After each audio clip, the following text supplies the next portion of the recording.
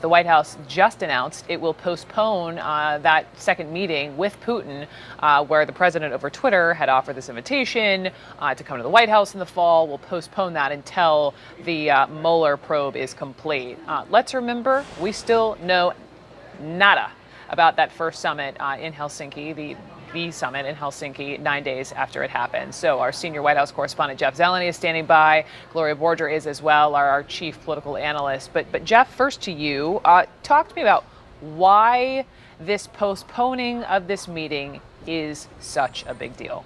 Brooke, this is very significant. I mean, you'll remember that this meeting is being delayed just about as fast as it was abruptly scheduled last week. It took many people by surprise, particularly members of the National Security Council, other advisors, and the Director of National Intelligence by surprise last Thursday when he was on stage. We all remember that moment out at the Aspen Security Forum when Andrea Mitchell advised Dan Coats that the White House had invited Vladimir Putin to come to Washington. He was, of course, gobsmacked by that, and he, expressed the surprise of the administration. Well, it's clear now that the meeting is being delayed. They're saying it's because of the Russia investigation, but Brooke, it's actually more than that.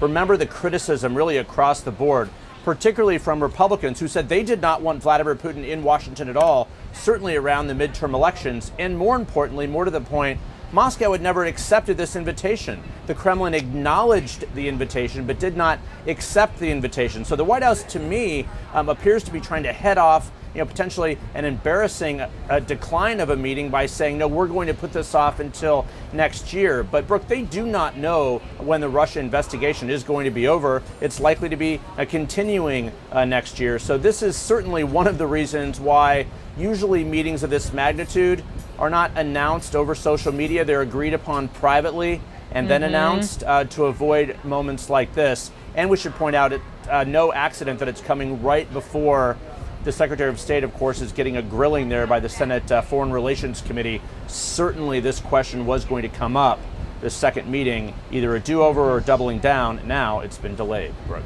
I mean, to your point about it being embarrassing, Gloria, it's like asking someone to dinner, like sticking your neck out there, asking someone who maybe isn't a favorite of your friends, and the person never responds, and they leave you hanging, and you're like, okay, just kidding, we'll have dinner next year. I mean, never mind. Right.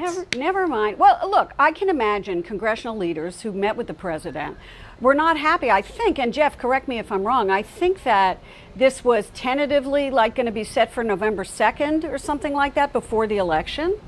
And, the optics of having Vladimir Putin here or another summit right before the midterm election is probably not something that they were thrilled with.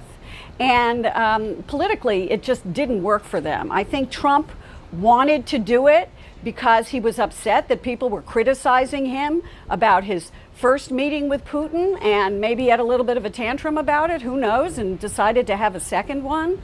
But I think other voices prevailed, and the excuse, as Jeff points out, about the so-called Russia witch hunt is very interesting to me, because we have no idea when that will be concluded. Yep. Excellent points. Let me ask the two of you to stand by, because we're looking at these live pictures inside this hearing room. Let's go to Capitol Hill, where any moment now we will see Mike Pompeo, the Secretary of State, speaking, being questioned in front of the Senate Foreign Relations Committee. So Manu Raju is our senior congressional correspondent. He's up in one of these hallways right around the corner from this hearing, and Michelle Kaczynski is there. She's our senior diplomatic correspondent. Manu, to you first. You have been talking to lawmakers about what they want to know from this secretary, namely the fact that he said in the last 24, 48 hours, many things came of this summit. No one really knows what those many things are. How do you think that he will be treated today, and especially from Republicans? Well, I think we'll get a good sense of that in about a minute. We're actually going to see the Senate Foreign Relations Committee chairman right here, Bob Corker. We'll see if we can get him to wait. Senator, what's your reaction to the delay of this Putin meeting? I think it's great. Do you think I have a better reaction? We're 2 minutes late. We got to maintain the hallway, guys. Come on. It's a little. Everybody get back up against the wall for me here, please. Come on. It's a little bit of a mosh pit here, Brooke, as you can see. We're still with you. But you could hear Corker say it was a good idea to delay the meeting. The idea of having this second meeting came under fierce criticism, Brooke, from both parties, concern because it's still unclear exactly what the president agreed to behind closed doors. Even some of the key committees on Capitol Hill have not been briefed about exactly what happened here. Earlier today, I talked to Mark Warner, the Senate Intelligence Committee chairman, who told me that he also has not been briefed, his committee, despite their role overseeing the intelligence community. Take a listen. You guys haven't gotten a briefing? We have not. No, I think the Foreign Relations Committee is going to get the first level brief from Secretary of State Pompeo today. My concern is, I think Secretary Pompeo will give his straight version of the facts, but we don't know if the president even relayed truthfully to Secretary Pompeo. So that's one of the reasons why there's huge concerns on both sides of the aisle.